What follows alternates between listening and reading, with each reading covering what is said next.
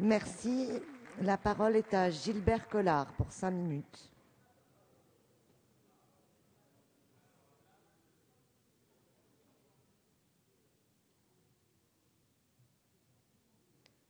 Est-ce que vous pouvez, sans trop vous presser, rejoindre la tribune un peu plus...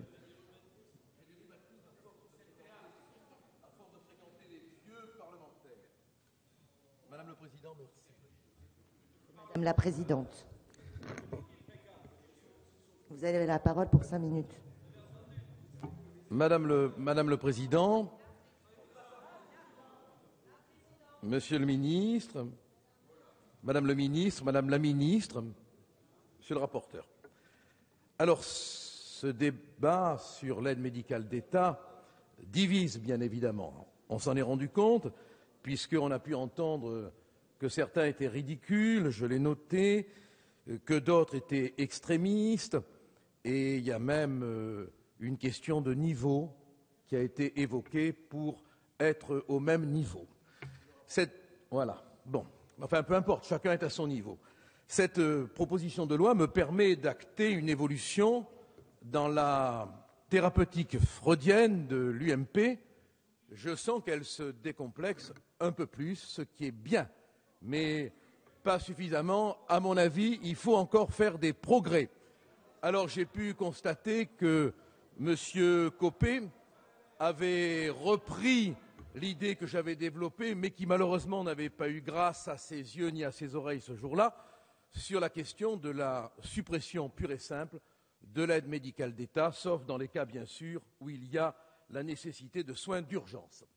Alors, je vais être rapide parce que j'ai peu de temps. Je vais vous dire pourquoi je considère qu'on doit, et j'espère que vous aurez la courtoisie, vu que nous ne sommes pas très nombreux contre vous, de me laisser dire ce que j'ai à dire en peu de temps. Un jour peut-être viendra où vous ne serez plus qu'un ou deux, vous comprendrez.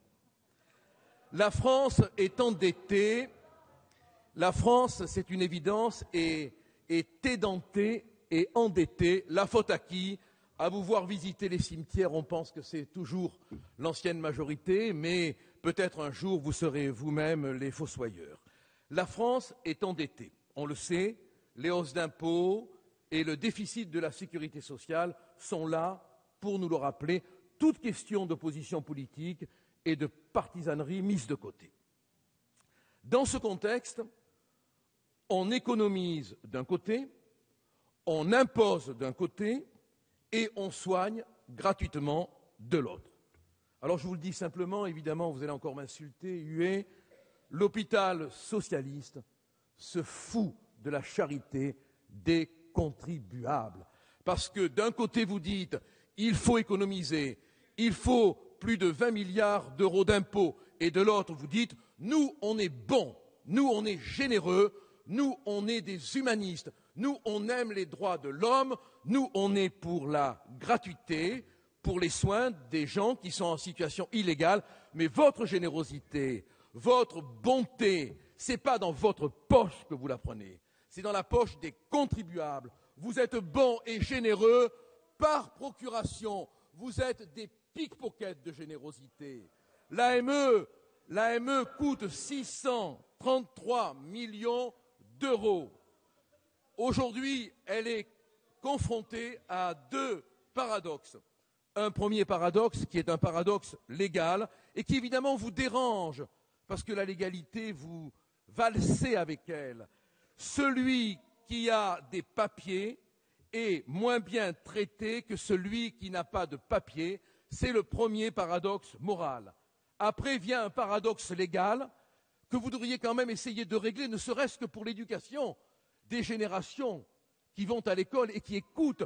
Comment pouvez-vous dire, madame, que l'illégalité peut donner des droits? Comment pouvez-vous soutenir dans un état de droit que la fraude fonde le droit? Car c'est bien ça le problème éthique qui est au cœur de la disposition qui nous concerne. Je comprends votre position, je la respecte, mais je vous dis, comment pouvez-vous fonder le droit sur l'illégalité? Alors, faisons vite. Il n'est pas question pour moi de dire que quelqu'un qui serait malade gravement ne doit pas être soigné. Voilà, vous vous rendez compte que je suis humain, ça me fait soudain plaisir. Je vais vous rappeler quand même l'article 223-6, que vous connaissez tous. C'est l'article qui fonde la non-assistance à personne en danger. On peut, en cas d'urgence, on doit, en cas d'urgence, soigner. Et alors quand vous venez dire, mais si on ne soigne pas les étrangers en situation irrégulière, il va y avoir la propagation des maladies, comme si vous jouiez sur cette peur de la contamination. Sachez quand même que les textes prévoient, et vous le savez très bien, madame, avec votre culture, les textes prévoient que l'on doit, quand on est médecin, dénoncer toute forme de contagion et que l'on doit intervenir. Je dois conclure et je respecte toujours le temps qui m'est imparti. Je vous dirai simplement que charité bien ordonnée commence par soi-même et que pour vous, soi-même, ce ne sont pas les Français.